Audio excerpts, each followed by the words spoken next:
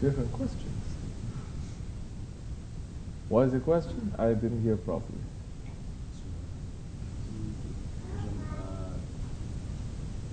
In the Ramazan, in the holy months, we're actually running to clean the things that we did wrong in the past.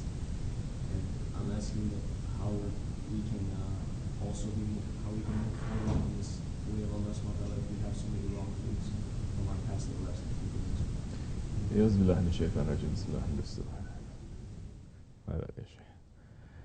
Yeah, this is something that we've been speaking about for the past few weeks.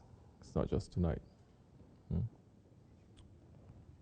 We're talking about asking for forgiveness because we entered to Barat. We passed Barat. What it means for forgiveness and what's after forgiveness. That's what you're asking, correct? We want to be clean. But so many people, they get clean to become dirty again. Isn't it? So many people, they want clean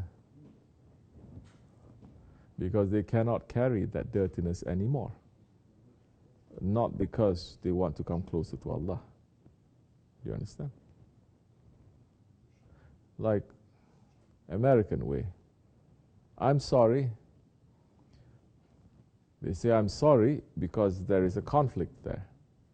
They don't want that conflict to be there. It's not because they understand what that conflict is and why and who did what. They say, I'm sorry we're having this argument. But do you know what you are fighting about? Do you know what you're arguing about? Is it worth or is it not?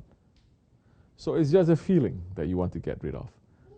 Whatever it is, whatever feeling we have, whatever questions that we have a role model in front of us. We have 124,000 Sahabe Kiram that are role models in front of us, how they conducted themselves with the Prophet ﷺ. So many of them, they came from backgrounds that they were filled with the wrong actions and wrong intentions, correct? They were burying their dead. I mean, they buried their dead, but they buried their children too, who were alive. They were worshipping idols. They were oppressing the orphans and those without any rights. So many things that they were doing, but when they met the Holy Prophet ﷺ, and when they believed in the Shahadat, then what happened? That is our role model. We are so dirty, we met our Sheikh. We are so dirty, we enter into a clean month that is going to clean us up. You understand? Then what happens? What happened there? The Sahabe Kiram, when they met the Holy Prophet ﷺ, what happened there? They fell in love. They fell in love with the Haqq. They fell in love with the Prophet ﷺ. They fell in love and they put the Prophet to be priority above everything. And that love, it gives you that passion. And that passion, it gives you the motivation to run. Because you cannot have love without running to show that love. There's no such love as love, I'm just going to receive that love. I'm not going to show. Impossible. It does not work that way. You have a love, you want to show that love. They met the Holy Prophet ﷺ, they understood. They see that sun of truth shining. It took away all that darkness. Now, in second Jahiliyyah, they're filled with so much darkness, they go to see the Sheikh.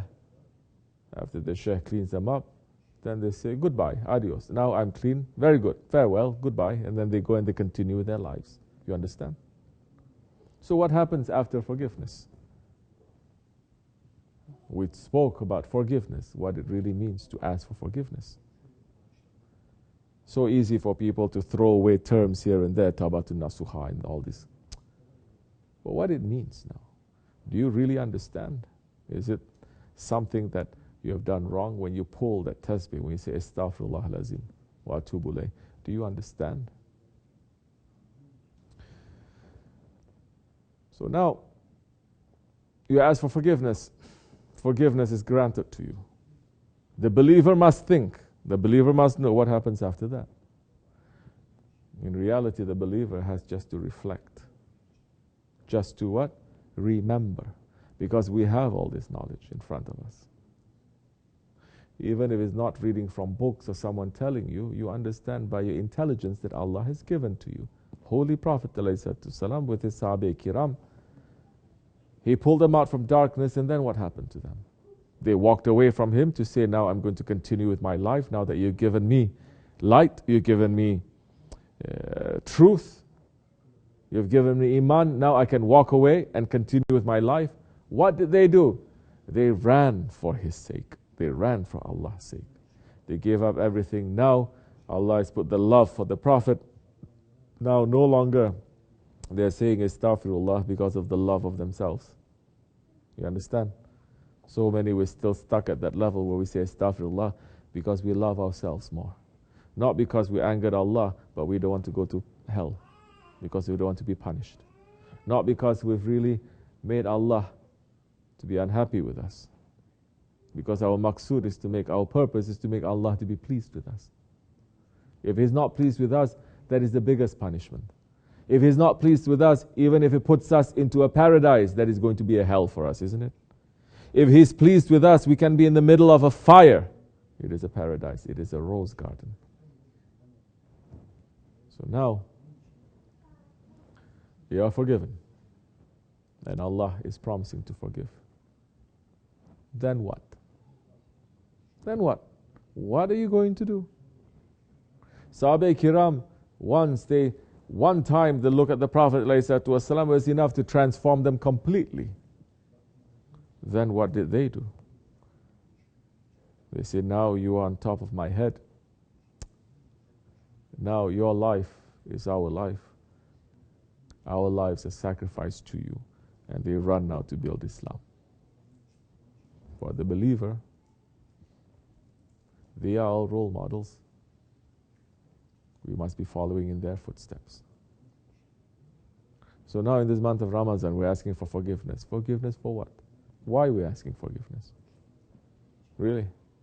Why are we asking for forgiveness? We want to be more clean. Why? To do what? To run after this world again?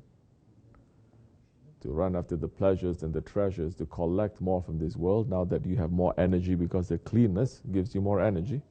Now you're going to do that again? I saw this documentary some time ago. They're showing Muslims going to the Hajj. American, Malaysian, they're going to the Hajj and they're interviewing everyone. And they interview them. Interview one person. It says, what do you want from this Hajj? What do you get from this? It says, to become a better father. Okay. A better worker, a better boss. To be better in my life. To go back to my country and to become a better man, better businessman.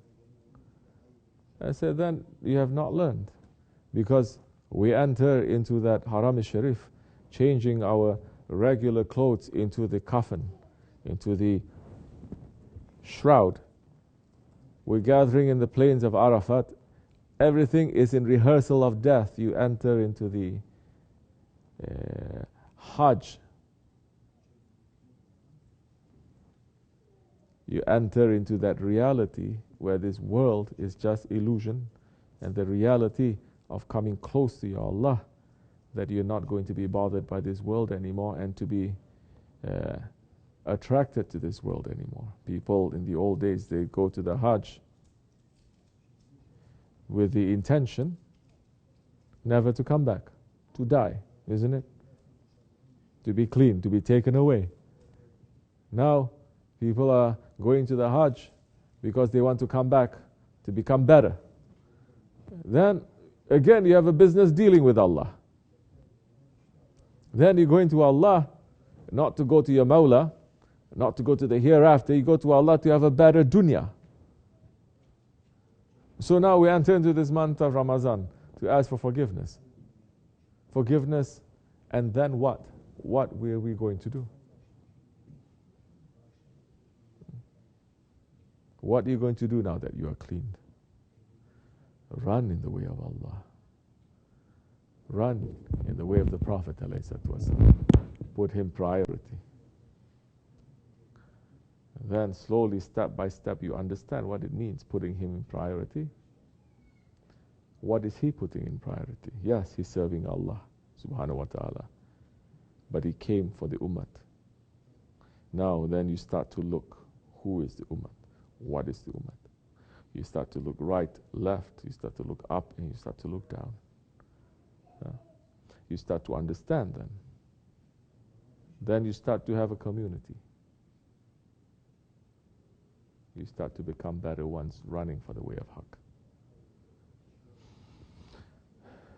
Otherwise, don't sell this Ramazan cheap.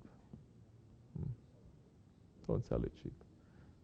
Don't just say, I'm praying to ask just for this dunya, just for my ease. No. You're asking for akhirat, you're asking for Allah's mercy, the dunya comes with it anyway.